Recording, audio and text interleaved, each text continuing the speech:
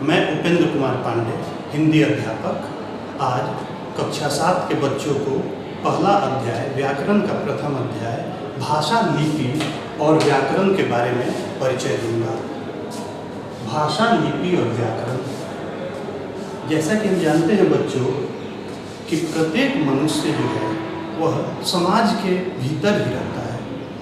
कहने का अर्थ है कि मनुष्य एक सामाजिक प्राणी है। हम समाज के भीतर रहते हैं। हम अपने माता पिता, भाई बहन, मित्रों या अन्य लोगों के बीच ही रहते हैं। तो स्वाभाविक है कि उनके बीच रहते हुए हमारे मन में विचार आते हैं और उनके विचारों को जानने की ज़रूरत होती है। भाषा एक ऐसा साधन है जो हमारे मन के विचारों को दूसरों तक पहुंचाता है और उनके मन के विचारों को हम तक पहुंचाता है। यानी कि हम अपने विचारों को दूसरे तक पहुंचा पाते हैं और दूसरे के विचारों को जान पाते हैं। तो भाषा की इसीलिए समाज में बड़ी आवश्यकता है। भाषा जो शब्द है यह संस्कृत के भाष धातु से बना है। भाष धातु से बना है। इसका अर्थ होता है बोलना, ठीक है, स्पष्ट वाणी, बोलना। तो भाष धातु से भाषा का निर्माण हुआ है। जब हम भाषा की परिभाषा पर विचार करते हैं तो कह सकते हैं कि हम अपने मन के भाव या विचारों को जिस साधन से प्रकट करते हैं वही भाषा है। यानी भाषा के माध्यम से हम अपने मन के भाव या विचारों को प्रकट करते हैं और दूसरे के मन के विचारों को जान पाते हैं। ठीक है बच्चों, आगे हम देखते हैं कि भाषा जो है उसके दो रूप हैं।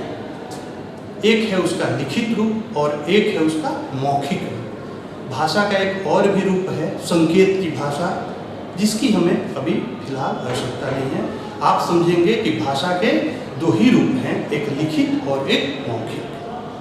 मौखिक जो हम बोल करके प्रकट करते हैं, जैसे बातचीत, वार्तालाप, भाषण इत्यादि। दूसरा रूप है लिखित, जिसको हम लिख करके प्रकट करते हैं। जैसे हम लिख करके अपने भाव को जब अभिव्यक्त करते हैं या लिखित रूप में दूसरे के भावों को ग्रहण करते हैं तो इसको कहते हैं भाषा का लिखित रूप। तो बोल कर प्रकट करना मौखिक रूप है, लिख कर प्रकट करना या लिख कर अभिव्यक्त करना लिखित रूप है। अच्छा, भाषा के जो रूप हैं दो, इनमें लिखित जो रूप है वही अस्थायी रूप है। जब भाषा, लिपि और व्याकरण के प्रश्नों पर हम विचार करते हैं तो अक्सर एक प्रश्न पूछा जाता है कि भाषा का अस्थायी रूप कौन सा है। तो बताना चाहता हूं कि भाषा का अस्थायी रूप लिखित है। लिखित जब भाषा लिख दी जाती है, जब भाषा को लिख करके अभिव्यक्त कर दी जाती है पुस्तकों में, कॉपियों में, तो वह पीढ़ी दर पीढ़ी हमारे काम आती है। उसमें एक अस्थायित्व प्राप्त हो जाता है, वह अस्थायित्व को प्राप्त कर लेते हैं और फिर वह भाषा धीरे धीरे पीढ़ी दर पीढ़ी लोगों के ज्ञान का वर्धन करती है। वह विचार लोगों के ज्ञान का वर्धन करता है। इसलिए भाषा का जो अस्थायी रूप है वह लिखित है। तो भाषा के दो रूप हो गए, एक हो गया मौखिक, बोलकर मन के भाव या विचारों को प्रकट करना मौखिक, लिखकर मन के भाव या विचारों को अभिव्यक्त करना लिखित रूप है। इसके बाद एक और बात आती है कि लिपि क्या है। सबसे पहले बच्चों ध्यान देंगे कि लिपि का शाब्दिक अर्थ क्या है। लिपि का शाब्दिक अर्थ है लिपना, लिपना, लिखना, ठीक है, लिपना या लिखना, उसी से लिपि बना है। कहने का अर्थ है कि भाषा को लिखने के ढंग को हम लिपि कहते हैं। भाषा को, किसी भी भाषा को जिस ढंग से हम लिखते हैं उसे ही लिपि कहते हैं। भाषा का लिखित रूप जो है वह क्या है, लिपि है। लिपि के माध्यम से ही हम भाषा के लिखित रूप को अभिव्यक्त कर सकते हैं, दूसरे के समक्ष पहुंचा सकते हैं। तो भाषा जो बोली जाती है और लिपि जो लिखी जाती है। अब इस इसके बाद हम देखते हैं कि विभिन्न भाषाएं हैं संसार में, बहुत असंख्य भाषाएं हैं। कुछ लोगों ने भाषाओं की गणना करने की भी कोशिश की है। तो भाषा जो अनगिनत बोली जाती है हमारे संसार में, उन भाषाओं की अपनी अपनी लिपियां हैं।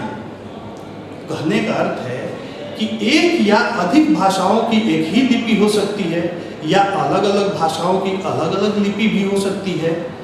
तो भाषा की लिपि अलग अलग भी होती है।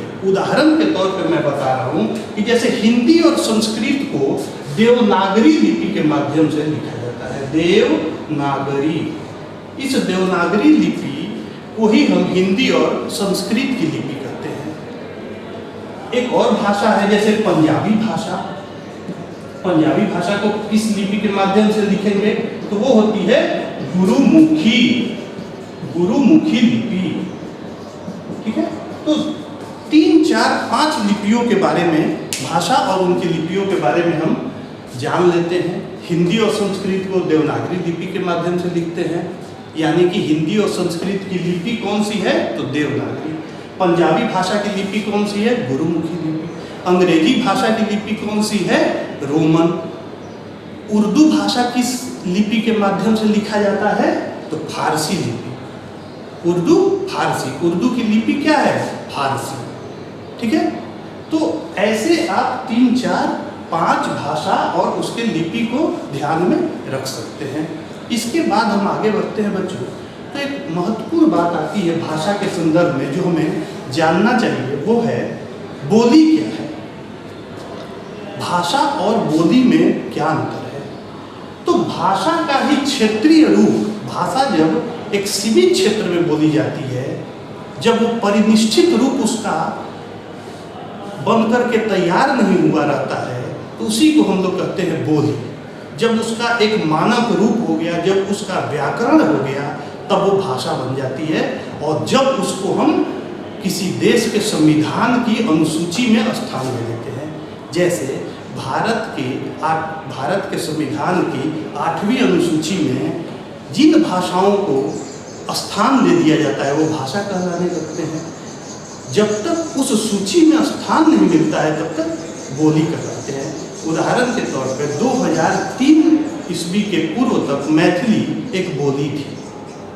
हालांकि उसका अपना साहित्य है, काफ़ी बड़े क्षेत्र में, विस्तृत क्षेत्र में बोली जाती है, और उसकी उसका अपना एक व्याकरण भी है।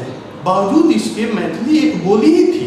2003 में भारत के संविधान की 8वीं अनुसूची में स्थान दे दिया गया, और आज के तारीख में यदि बात की जाए तो मैथिली एक भाषा है। कहने का अर्थ है कि भाषा 2-3 चीज़ों से परिभाषित होती है। भाषा और बोली में 2-3 मुख्य अंतर हैं। एक तो संविधान के अनुसूची में उसे स्थान मिलना चाहिए, तभी वो भाषा कहलाएगी। दूसरा, उसका अपना एक व्याकरण भी होना चाहिए। यह कहना कि बोलियों का साहित्य नहीं होता है, यह उचित नहीं है। बोलियों में साहित्य भरा हुआ है। बहुत सारी ऐसी बोलियां हैं जिनमें साहित्य भरा हुआ है। इसके बाद हम विचार करते हैं कि व्याकरण क्या है। किसी भी भाषा को एक सुदृढ़ता, एक रूपता, अस्थायित्व प्रदान करने के लिए व्याकरण की जरूरत होती है। प्रत्येक भाषा एक व्याकरण के इस्पाती शिकंजे में कसा होता है, तभी उसमें एक रूपता आ पाती है, तभी उसमें सुदृढ़ता आ पाती है। ठीक है बच्चों, धन्यवाद।